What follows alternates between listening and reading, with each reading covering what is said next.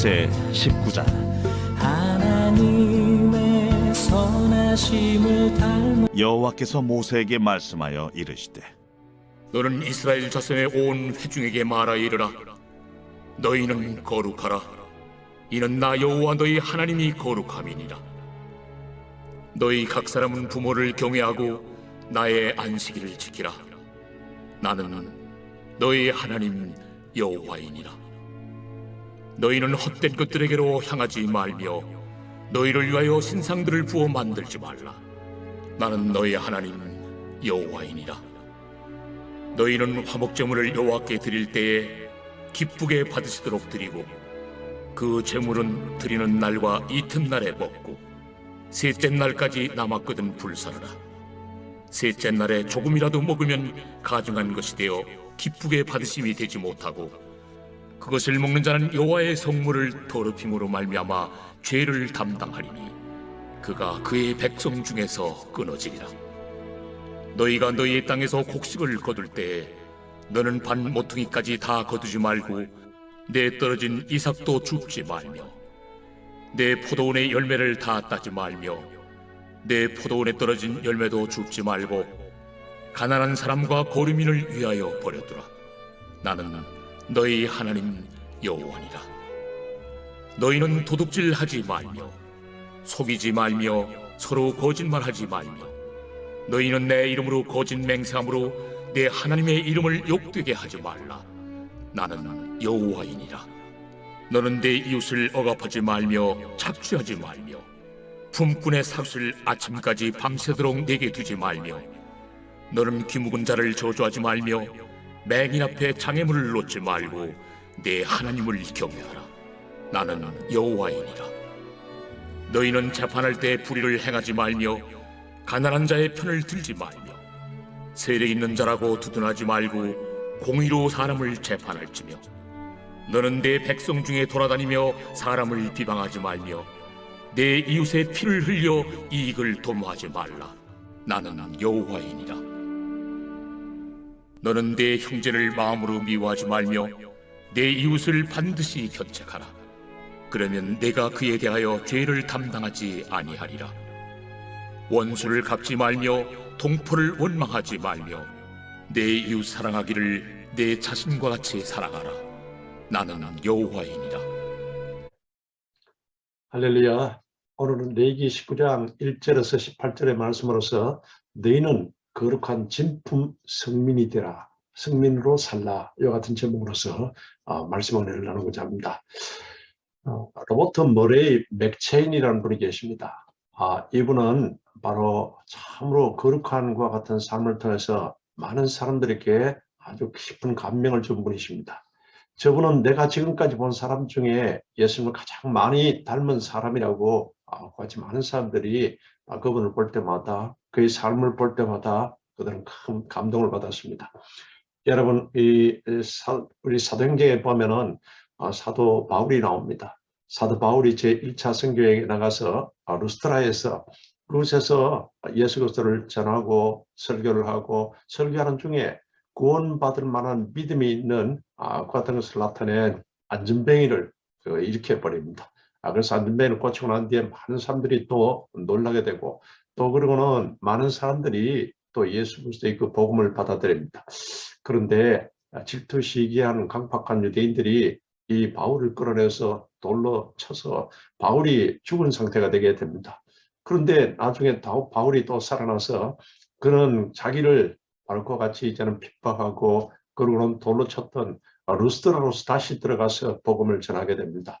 그러고는 그것을 따라가는데, 그때 거기에 나이 어린 루스트라의 디모데가 그 모습을 보고 큰 감동을 받았습니다.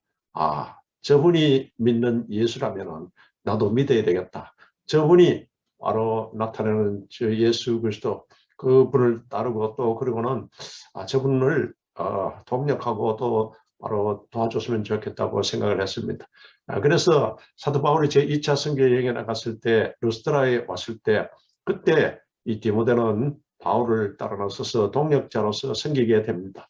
바울의 제자로서 그는 바울이 선교하고 그리고 맡겨준 에베소에서 그 전심을 다해서 그 복음을 전하는 귀한 동력자가 되었습니다. 여러분 누가도 마찬가지입니다. 의사 누가도 계속 바울이 전하는 그 복음을 또 바울의 그 모습을 보고서는 그는 저 바울이라면 나의 모든 전심으로 저를 도와주고 또 동력하리라. 그 같은 마음으로서 바울을 따라 나서서 그런 전심으로 바울이 선교하고 그 이후에도 바울이 부탁하는 것 같은 사명들을 감당하는 동력자가 됩니다. 이렇게 해서 브루스길라와 아굴라와 같은 그와 같은 또한 성도들, 그래서 바울의 그 삶의 예수 그리스도를 진심으로 믿고 진심으로 전하는 그 예수 그리스도를 그 60년 가까이 되는 동력자들이 그들이 따르게 되고 바울의 사역을 돕고 그러는 복음을 전하는 귀한 바로 선교적인 것 같은 일을 감당하게 되는 것입니다. 하나님은 거룩을 최고의 목표로서 삼고 살아가는 사람을 지금도 찾고 계십니다. 그렇다면 여러분들께서 계속 말씀을 가까이 하시고 성령 충만하시고 내 영과 혼과 육을 온전히 하나님의 성령으로서 지배받으시면서 여러분들께서 귀한 삶을 사시기를 주 이름으로 축원합니다. 이것이 바로 진품 성도의 삶인 것입니다. 거룩, 오늘 본문을 통해서 거룩에 대해서 계속 말씀하고 있습니다. 하나님께서는 내가 거룩하니 너희도 거룩할지니라. 이와 같이 또 주님께서는 말씀하십니다. 이 거룩은 카도시인데 구별되고 분별된 것 같은 삶을 살다. 그래서 바로 하나님을 거룩하신 하나님, 야훼 카도시라고 같이 하는 겁니다. 하나님께서는 거룩한 백성, 거룩한 성민, 바로 성도들을 주님께서는 그렇게 사랑하시고 또 그들을 그렇게 구별해서 세웠습니다. 우리가 여러분 예수 그리스도를 나의 구주로 믿어서 이제는 양자의 영, 아들의 영을 받아서 하나님의 자녀가 되었다면 여러분들께서 하나님 아버지를 닮으셔야 됩니다. 세상의 것을 닮는 것이 아니라 하나님 아버지를 닮아야 한다. 하나님은 말씀이요 영이시기 때문에 여러분 항상 하나님 말씀을 가까이 하고 또 우리가 신령과 진정으로 예배하는 자가 되어야 하는 것입니다. 바로 예배는 거룩을 지키는 하나님의 아주 귀한 영역에 속한 겁니다. 그래서 요한복음 4장 24절을 통해서도 예수님께서는 하나님은 영이시니 신령과 진정으로 예배할지니라. 신령과 진정으로 예배한 자를 찾으신다고 같이 말씀한 것입니다. 그래서 예배를 위한 이와 같은 시간은 여러분들께서 다른 시간과 구별된 것 같은 시간인 겁니다. 그래서 하나님을 기쁘시게 하고 찬양하고 감사하고 기도하는 시간인 겁니다. 그래서 거룩하고 구별되고 분리된 것 같은 시간, 이것은 그런 시간은 일반 시간이 아니라 하나님의 은혜가 흐르는 카이로스의 시간인 것입니다. 레위기의 큰 주제는 거룩입니다. 구원받은 언약 백성이 지켜야 할 바로 그 하나님의 언약법에 대해서 말씀하고 있습니다. 5제사 7절기를 통해서 이제 하나님 앞에 이제는 성결하고 거룩함을 더듬어서 나아가는 것이 제사입니다. 그리고는 이제 7절기를 하나님이 거룩하신 하나님이 우리를 구원하신 그 은혜에 늘 하나님의 성민으로서 그 하나님 앞에 여러분 감사를 드리고 또 하나님 중심으로 살아야 되게 그와 같이 하나님께서는 절기를 제정하여 주신 것입니다. 레위기의 핵심은 오늘 본문 19장입니다. 레위기 19장은 출애굽기 20장의 10계명을 소개하는 내용과 동일하다고 그와 같이 볼 수 있습니다. 바로 레위기는 신명기에 들어가서 아주 세부적으로 구체적으로 지켜야 할 것과 그리고 삶에 적용해야 할 것들을 이와 같이 다시 소개하고 있습니다. 그래서 신명기는 레위기를 재해석하는 것 같은 내용인 것입니다. 삶에 적용될 수 있도록 구체적으로 그와 같이 설명을 하고 있습니다. 그래서 신명기 6장 4절에서 9절은 우리에게 하나님께서는 쉐마 교육을 시키라고 명령을 내리십니다. 그리고는 태플린 교육을 시키라고 명령을 내리십니다. 그리고는 바로 이제는 노래로 만들어서 이 언약법들의 그 내용들을 계속 부르게 하라. 그리고는 7년마다 장막절이 되면은 그때는 이 성경 하나님께서 명령하신 언약법의 사경회를 열어서 이 모든 백성들이 그것을 또한 지키게 하라고 같이 하나님이 명령하셨습니다.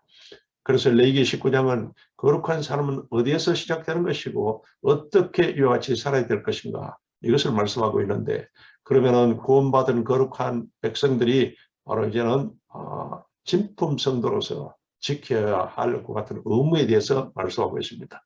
첫째는 여러분이 바로 하나님과 부모를 바로 지극정성으로 사랑하라고 3절에 그 말씀을 우리에게 하고 있습니다. 하나님 사랑, 매일의 삶 속에서 여러분이 거룩한 삶, 구별된 삶, 하나님께 드려지는 것 같은 삶을 살라고 말씀하고 있습니다. 이 하나님의 관계를 바로 해야 모든 문제가 해결된다는 그것을 명심하라고 말하는 겁니다. 그래서 우리는 하나님께 구별된 것 같은 시간을 드려야 합니다. 성경을 읽고 또 하나님과 기도하고 또 하나님 명령하신 전도하기와 그리고는 예배드리기, 이게 하나님과 더 가까워지는 거룩한 것 같은 생활을 하고 또 순종하고 실천하라고 하나님께서 말씀하십니다. 나의 계명을 지키는 자라야 나를 사랑하는 자니, 요한복음 14장 21절을 통해서 예수님이 하신 그 말씀인 겁니다. 하나님을 사랑한다는 것은 하나님의 계명을 여러분들께서 먼저 지키는 것이다. 이것을 예수님이 또 말씀하셨습니다. 먼저는 하나님과의 이 수직적인 관계가 바로 되어야 인생의 문제들이 다 해결된다는 것을 우리에게 말씀하십니다.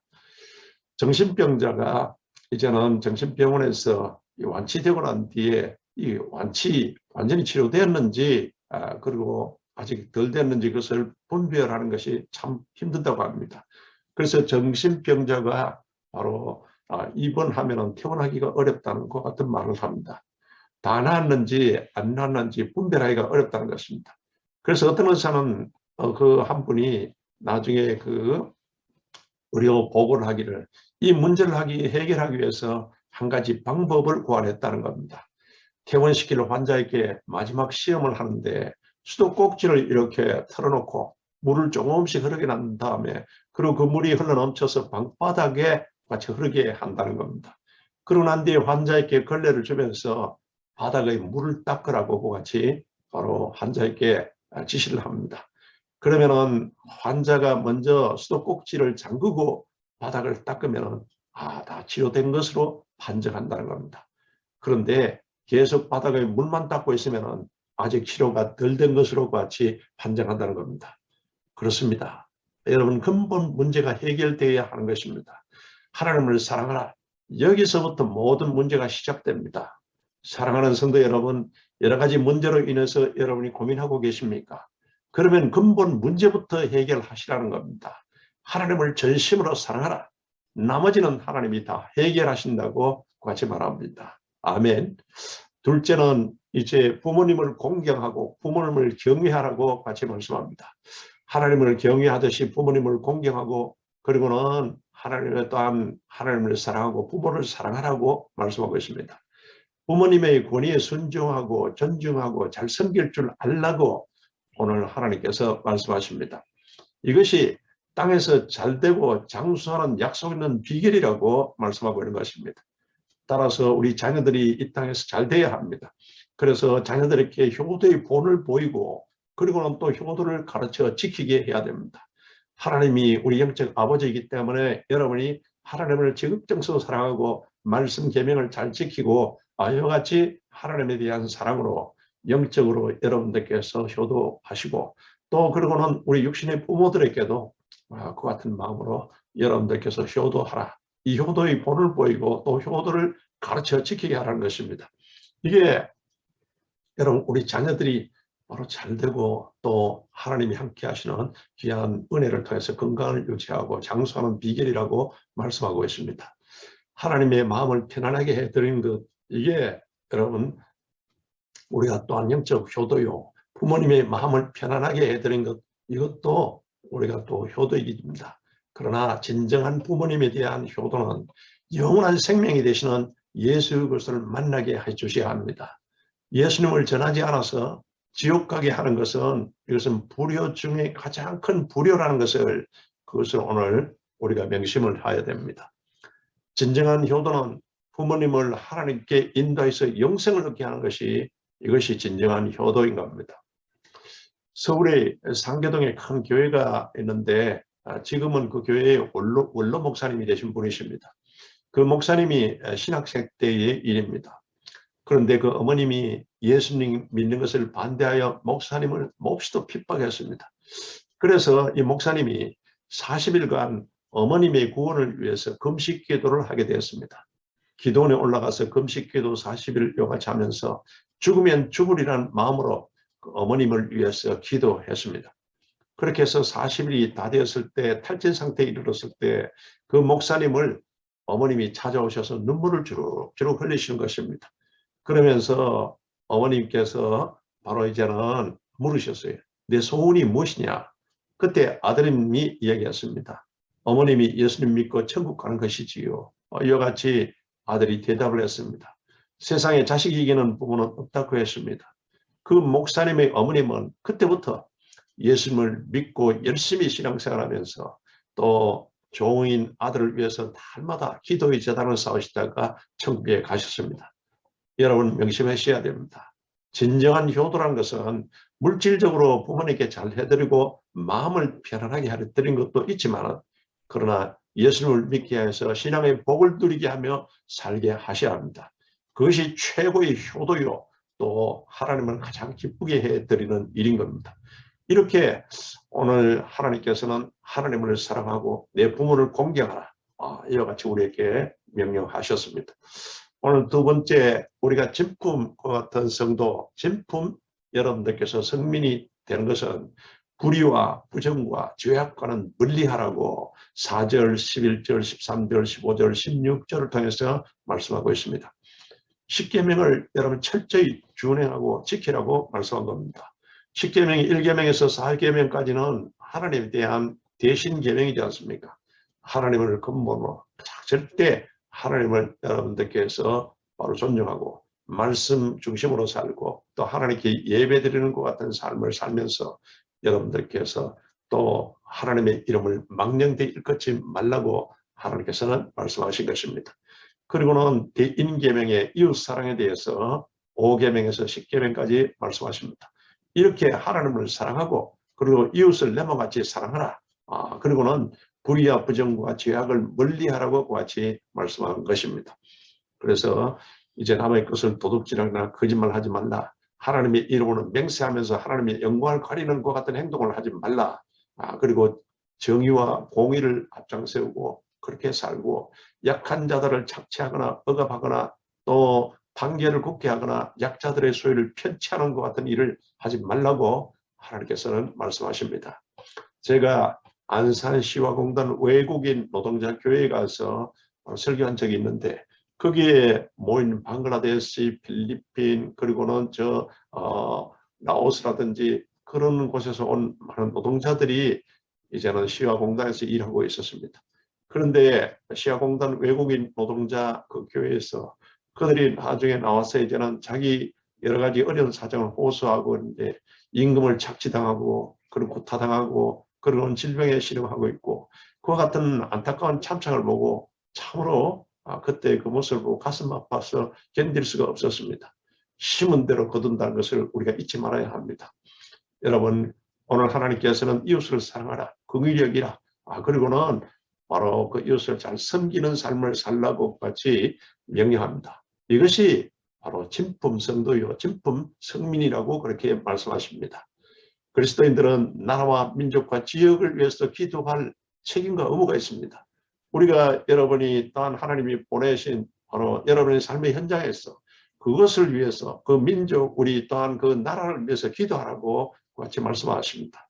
사회가 어지러운 것은 내가 기도하지 않아서 그렇다. 여러분 그런 생각을 하셔야 합니다.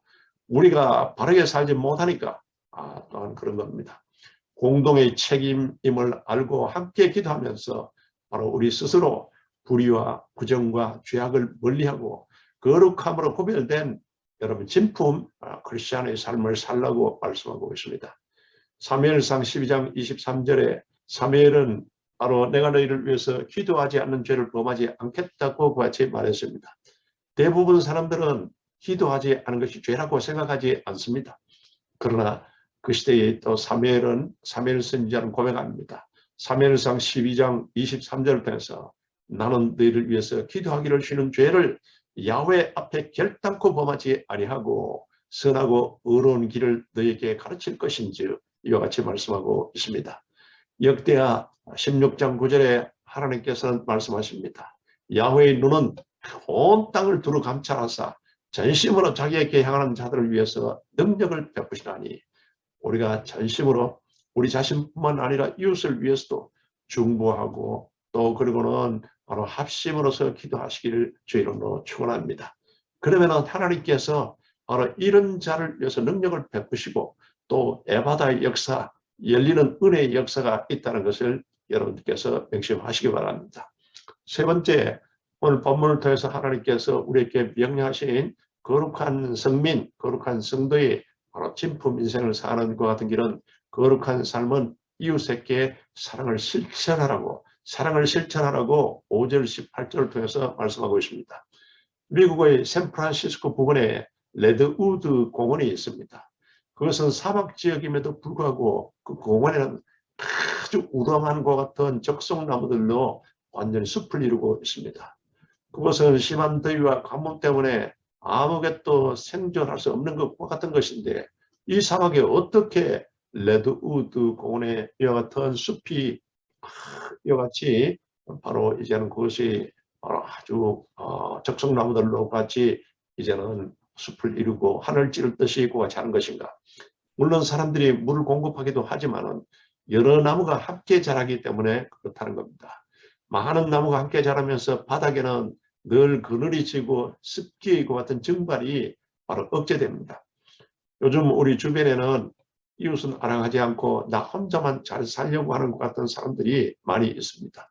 그러나 사람은 혼자서는 살 수 없습니다. 이웃과 더불어서 함께 할 때 레드우드 공원의 숲처럼 사막도 옥토가 될 수 있다는 겁니다. 우리가 여러분 성경은 우리에게 말씀하고 있습니다. 우리가 여러분 또한 예수 믿어서 하나님의 자녀로서 이 땅에서 여러분이 웰빙의 삶을 살지만 그런데 이웃을 사랑하면서 여러분이 상생의 원리를 가져야 윈윈의 원리로서 살아야 한다는 것을 성경은 우리에게 말합니다. 마태복음 7장 12절에 황금률에 대해서 말씀하고 있지 않습니까? 예수님이 직접 말씀한 것처럼 바로 내가 남에게 대접을 받으려면 먼저 남을 대접하라. 그 같은 마음으로서 골로새서 3장 23절의 말씀처럼 무슨 일을 하든지 마음을 다하여 주께 하듯 하라.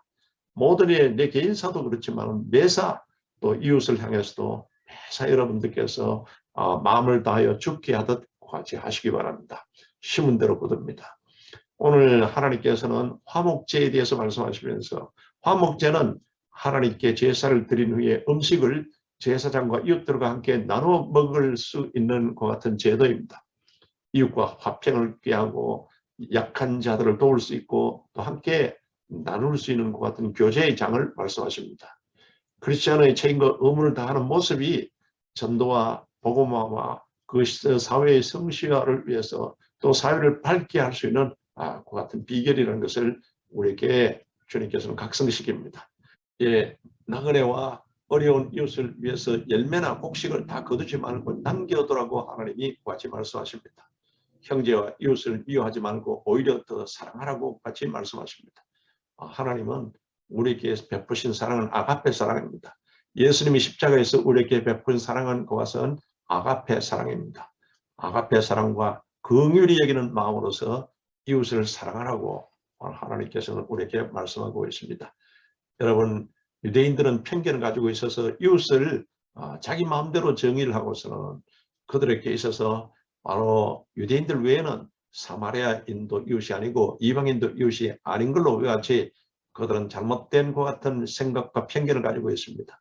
그런데 바로 오늘 하나님께서 말씀하신 이웃이라는 것은 하나님의 백성 유대인들만이 이웃이 아니란 것입니다. 그 같은 편견을 깨워서 그리고는 우리가 여러분 이방인도 다 사마리아인도 여러분이 사랑할 수 있는 것 같은 자가 되어야 된다는 겁니다. 예수님은 누가복음 10장 25절에서 37절에 선한 사마리아인의 그 비유에 대해서 말씀하십니다. 그 비유의 핵심은 내 이웃이 누구냐?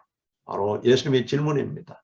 강도 만난 사람을 도와주고 살려준 사마리아인이 내 이웃이라고 그같이 말씀하는 겁니다. 여러분, 예수님은 사마리아인도 이웃이요 이방인도 이웃이요 심지어는 원수까지도 이웃이라는 그것을 깨닫고 긍휼히 여기고 또 사랑의 마음으로서 이웃을 뼈같이 바로 선대하라고 말씀하고 있습니다. 여러분 복음병원 장기려 박사에 대해서 여러분 잘 알고 계십니다. 한국의 슈바이처라고 불리는 장기려 박사는 참으로 훌륭하신 크리스찬으로서의 삶을 사시다가 가셨습니다. 바로 이 장기려 박사의 생애는 두 가지로 요약할 수 있습니다. 하나님의 사랑과 이웃 사랑, 바로 하나님이 예수님이 말씀하신 것 같은 실천적인 삶을 사시다 가셨습니다. 장기려 박사는 북한에 자기 아내와 자녀들을 두고서 둘째 아들만 데리고서 올라을 하셨습니다. 그래서 주위에서는 이제 북한과 통일되는 것이 아주 영원하니까 재혼하라고 같이 재촉을 했습니다. 그때마다 장기려 박사님은 목사님이 바로 주례할 때 100년을 해로하라고 같이 하셨으니 자신은 100년이 지난 후에 재혼하겠다고 하면서 같이 거절했습니다. 그리고 장기려 박사는 외과 의사로서 수술할 때마다 하나님 앞에 그 환자를 위해서 전심으로 기도하면서 수술을 하셨다는 겁니다. 또 가난하고 어려운 많은 형제 병자들을 그는 전심으로 도우시며 사시다가 마지막 임종시에는 가까운 분에게 내가 죽거든 비석에다가 주님을 섬기다가 간 사람으로서 달라고 같이 부탁을 하였습니다. 성도 여러분, 하나님의 자녀인 성도는 또 거룩한 백성인 성민은 하나님의 말씀에 순종하면 됩니다. 이것은 하나님이 여러분에게 잘 되라고 축복하는 것 같은 언약인 겁니다. 하나님이 세워주셨으면 어떤 분야에서 일하든지 여러분은 하나님의 사람으로서 자신을 분명히 인식하고 하나님의 말씀을 절대 믿음으로써 순종하시고 바르고 아름다운 열매를 맺도록 하시기 바랍니다. 그리하면 여러분의 후손까지 하나님께서 복을 주시는 겁니다. 하나님을 전심으로 사랑하고 이웃을 내 마음같이 사랑하며 거룩한 바로 진품 성민으로서 성도로서 살라고 말씀하신 겁니다. 바로 이 두 계명이 하나님에 대한 사랑 또 이웃에 대한 이 사랑 두 계명이 온 율법과 선지자의 강령이니라. 마태복음 22장 40절을 통해서 예수님이 말씀했습니다. 이것이 율법의 핵심이요 선지자가 우리에게 전한 바로 그 같은 말씀의 핵심이라고 예수님께서 말씀하신 것입니다. 그래서 너희는 사이비 모조품이 아닌 거룩한 정통 진품으로서 진품과 같은 성민으로 또한 성도로서 같이 살라고 하신 그 말씀을 새기면서 여러분의 진품 성도요 진품 성민으로서 살아가는 축복된 여러분이 되시기를 주의 이름으로 축원합니다. 거룩하신 하나님 앞에 감사합니다. 내가 거룩하니 너희도 거룩할지니라. 하나님께서 말씀하신 그 말씀의 실천적인 것 같은 것을 통해서 우리가 그 하나님 말씀을 그대로 지키며 또한 하나님 말씀대로 실천하겠습니다. 아버지 하나님에 대한 전심으로 사랑 또 부모를 공경하고 또한 우리 하나님께서 주여 하라 하지 말라고 하신 그 말씀에 절대적으로 우리가 믿음으로 순종하고 또한 이웃을 내 몸같이 사랑하겠습니다. 이라여 참으로 우리가 주님 예수 그리스도를 우리 삶을 통해서 나타내는 귀한 복음 전도지가 되기를 원합니다. 하나님이 함께하여 주시었고 하나님께서 또한 주님이 복의 복을 더하여 주셔서 모두가 사명적으로 세상을 변화시키고 축복하는 복의 통로들이 되게 도와주시옵소서. 이 시간 뵙는 자 눌린 자 깨끗하게 치유하여 주시고 참으로 우리 하나님께서 야훼 니시 승리의 하나님이 함께하셔서 모든 일에 예수 이름으로 승리하게 도와주시옵소서. 예수 그리스도 이름으로 감사하며 기도드리옵나이다. 아멘.